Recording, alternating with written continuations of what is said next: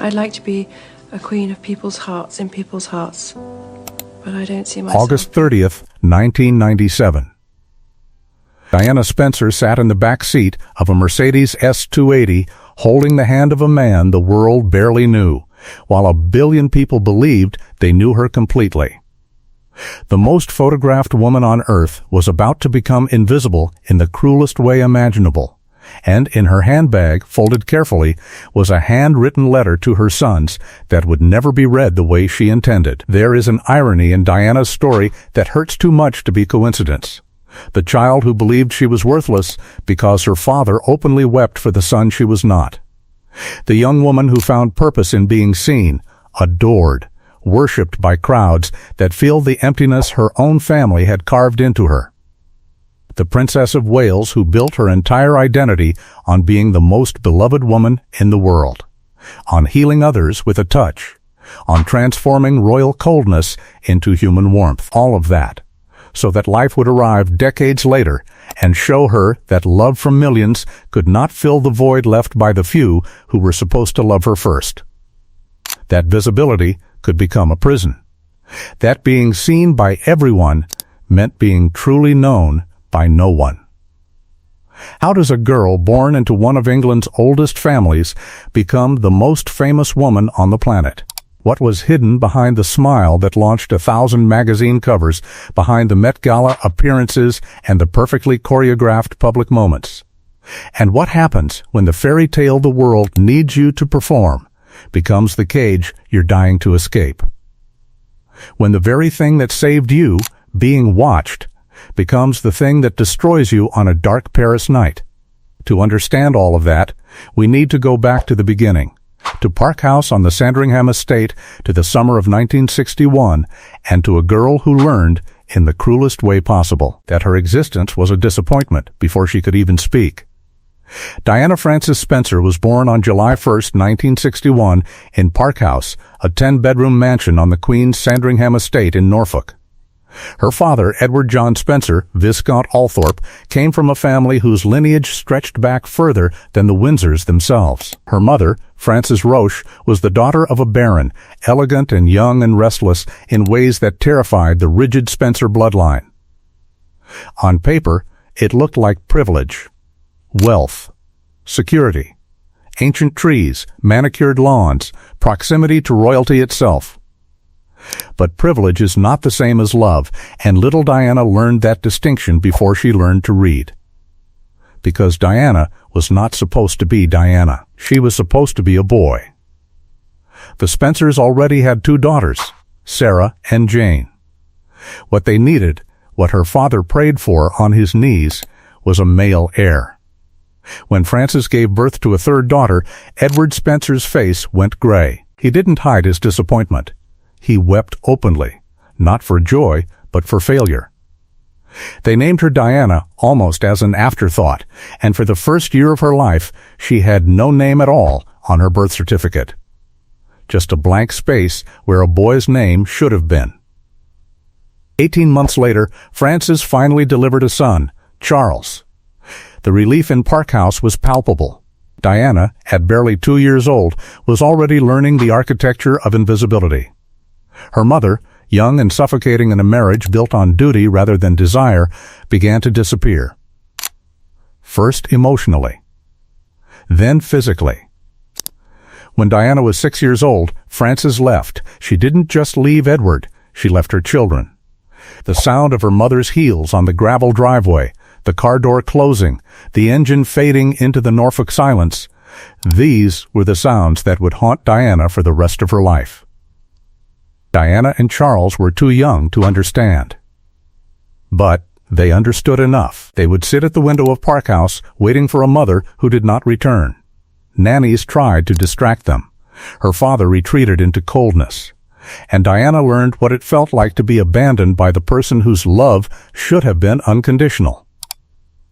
The custody battle that followed was vicious and public. Frances fought to keep her children. Edward's family, the Spencers, deployed their aristocratic power like a weapon. They painted Frances as unstable, unfit, a woman who had abandoned her duties. In court, even Diana's own grandmother testified against her mother. Edward I. Frances was allowed occasional visits. Controlled. Supervised. Heartbreaking. Years later, Diana would confess in the Martin Bashir interview, her voice breaking even decades after the wound, that the sound of her mother's high heels clicking down the hallway, getting quieter and quieter until there was nothing but silence, was the sound that taught her what abandonment feels like. That it doesn't arrive with screaming or violence, it arrives with the quiet closing of a door. Princess Diana's quotes about motherhood later would reveal this pain transformed her determination that her own sons, William and Harry, would never feel what she felt. At school, Diana wasn't brilliant. She failed her O-levels twice. She wasn't athletic. She wasn't rebellious. She was simply there, pleasant and forgettable, the girl who tried hard and disappointed quietly. Teachers described her as sweet but unremarkable. Classmates barely remembered her. But there was one place where Diana came alive: when she was with children. Babies, the sick, the forgotten. She volunteered at hospitals, played with disabled children, worked as a nanny for families in London, and in those moments, something extraordinary happened. The girl who felt worthless when she looked in the mirror felt necessary when she held a crying child.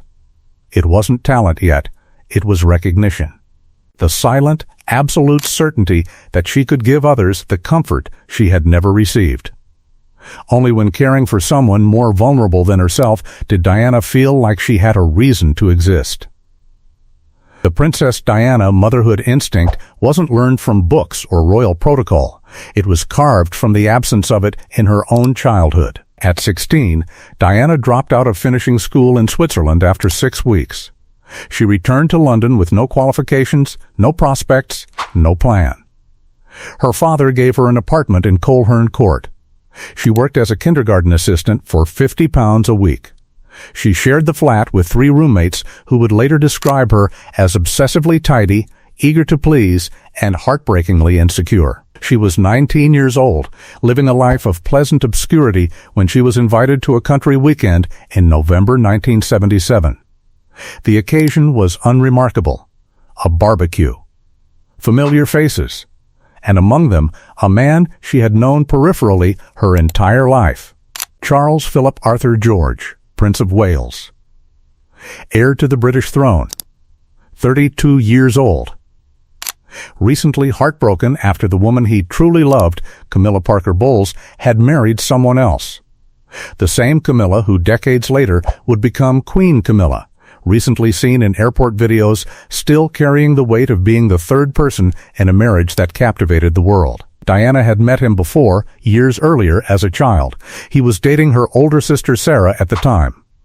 But this meeting was different. Charles was vulnerable. Diana was kind.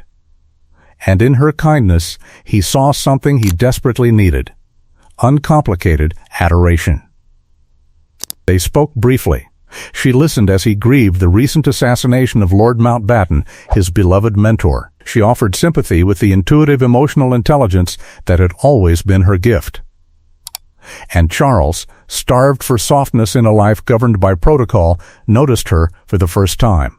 What happened next would change her life and ultimately end it.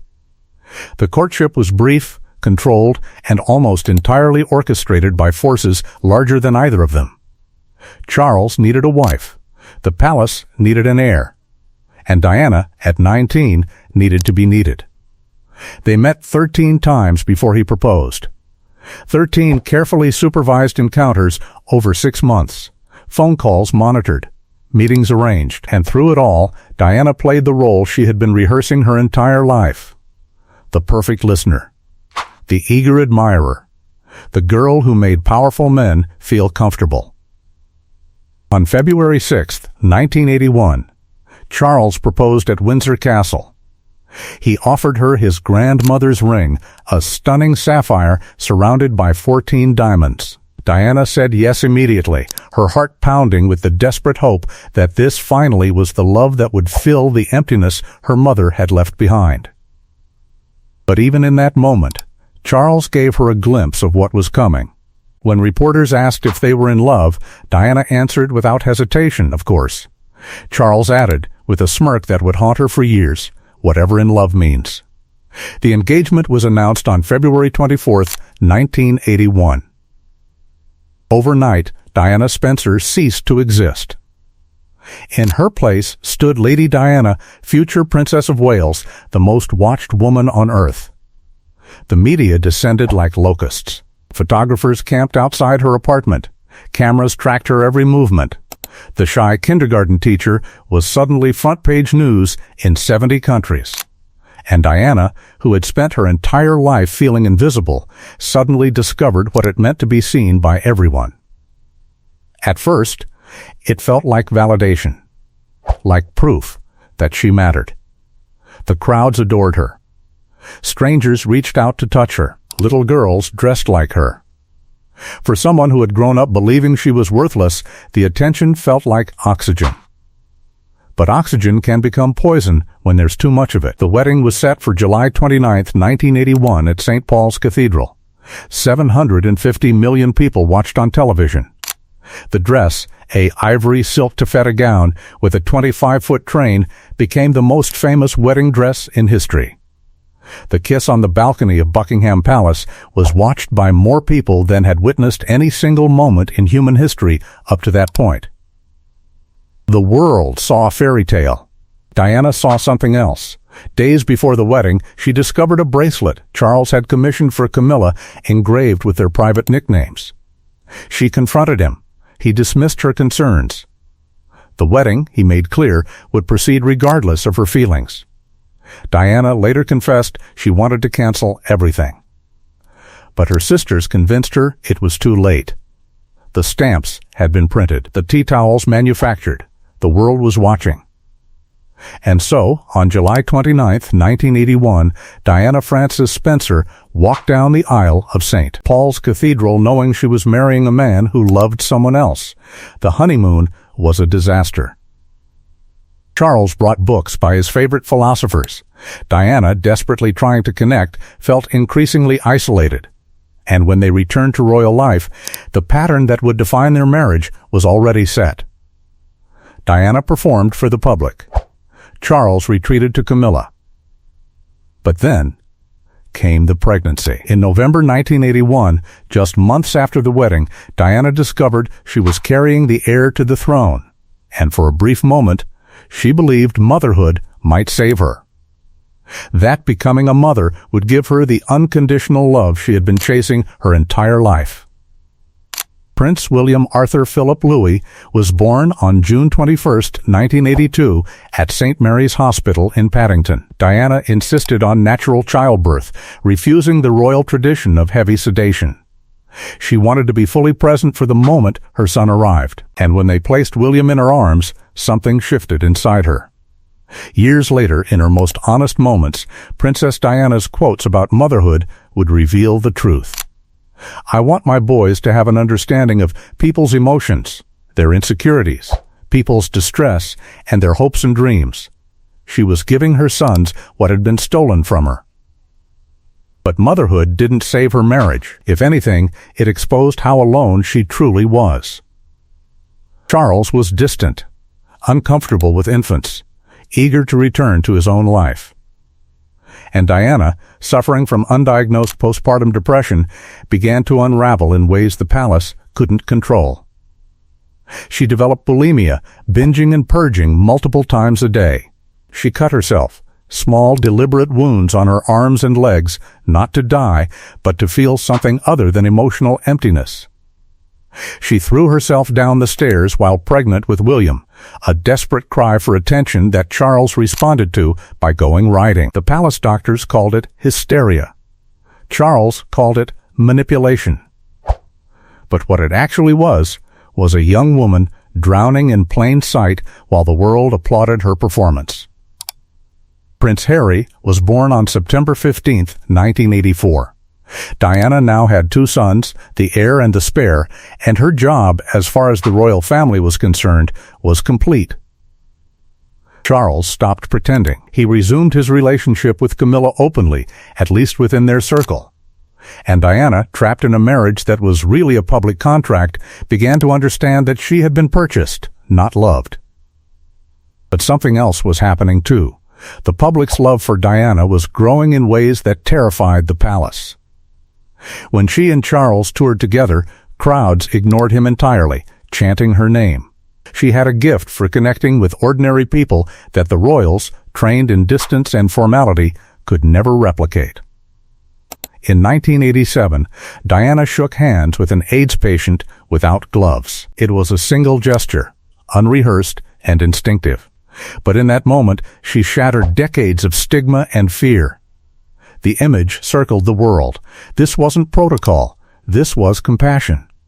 And people recognized the difference. She visited homeless shelters at night without press. She held dying children in her arms. She walked through minefields in Angola to bring attention to landmine victims. And with every act of genuine kindness, she became more powerful, more beloved, and more dangerous to an institution built on control. The palace began to see her not as an asset, but as a threat. Charles resented her popularity. The Queen found her emotional transparency vulgar. And Diana, isolated within the very institution she had married into, began to realize she had walked into a trap dressed as a fairy tale. By 1992, the marriage was over in every way except legally. Andrew Morton's biography, Diana, Her True Story, revealed the bulimia, the suicide attempts, the loneliness. Diana had cooperated secretly, feeding Morton the truth through an intermediary. The book exploded like a bomb. Charles retaliated by admitting his adultery in a televised interview.